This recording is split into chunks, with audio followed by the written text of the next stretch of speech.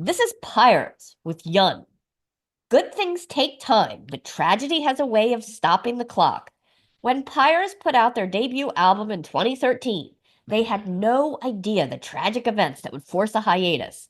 The lead singer losing his sister to a murder-suicide, his father's death the next year, and the pandemic striking, just as he was finally ready to begin writing again. 12 years later, against all odds, the sophomore album from this Canadian four-piece has finally arrived. The word yan translates from Chinese to mean to accumulate strength or to hold in emotions. The 7 tracks here are mostly in the 5 to 6 minute range, with one epic just shy of 13 minutes, serve as a release, an intense reckoning with emotional scars and trauma. I love a band with interesting song titles that send me down research rabbit holes. Mononeurvosa doesn't have a precise definition, but breaking down the Latin roots, it seems to describe someone with exactly one nerve left, one that someone else is standing on. The track begins with a low, rising, vibrating hum that soon trades turns with an electric guitar, crooning out a fluid, squelchy melody for over a minute before Alex Hera's driving drums pummel in. Mark Del Parte's guitar picks up the initial melody as Devin Lemaire's bass creates a sense of motion, gyrating back and forth. Andrew Wilson's vocals are a grating yowl. I wanted to die for over a decade, Mono Nervosa. As the track builds, the riffs grow more dynamic and distressed before Wilson and Del Parte smooth into harmonies, layered over plucked bass and doomy drums. I had to Google Nova Creatus, which may be likely referencing the infamous Creatus curse from Harry Potter. It translates to new torture. The torture here is Wilson confronting the blow of his sister's murder. The track features a fast drum wallops and racing riffs interspersed with harmonies that trade off and diminish for the verses. Wilson's vocals are harsh and dripping with vitriol.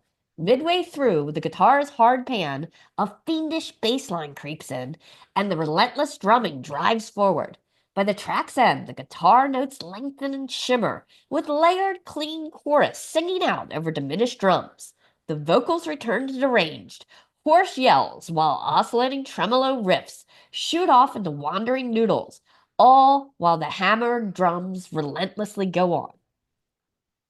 Let's play a clip. This is Nova Cruciatus.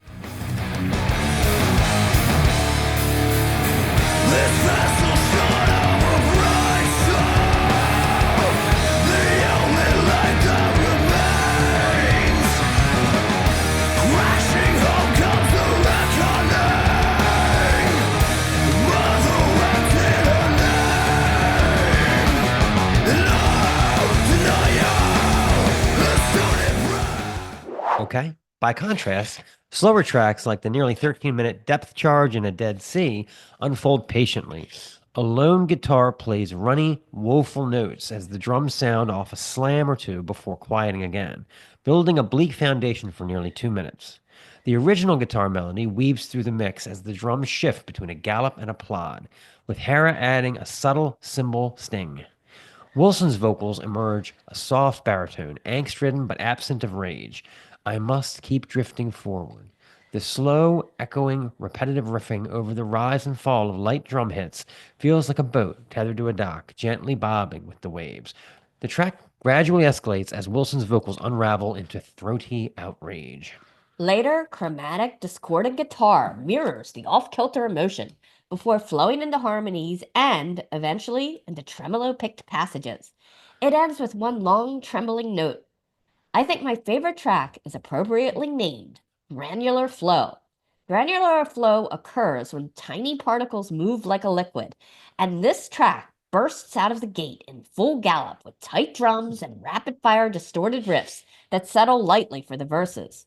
Wilson's vocals are an insipid, dry yowl, and by the time Wilson stretches out the chorus, Granular Flow, the heavy burden, ceaseless and slow, granular flow. The weight is real. Gouge out your eyes. The track has reached full hypnotic intensity. Lemaire's low bass adds a layer of doom as the guitar riffs churn. There's a brief soaring guitar solo around midpoint, but one of the best moments comes when the drums roll and the guitar alternates between long sustained notes and choppy urgent bursts before shifting to dirty descending riffs and back again. Given the dark subject matter, it's no surprise that Yun is not the danceable, rock-infused doom that I've been drawn to lately. This is proggy sludge metal with a flair for atmosphere. I hope Wilson and his bandmates found some catharsis in creating this album, and that someone out there facing similar struggles finds solace in it. For the rest of us, this is music to drown in, letting the atmosphere wash away the weight of the world, like a dark, doomy take on a Calgon bath for the soul. Okay, let's play a little of Granular Flow.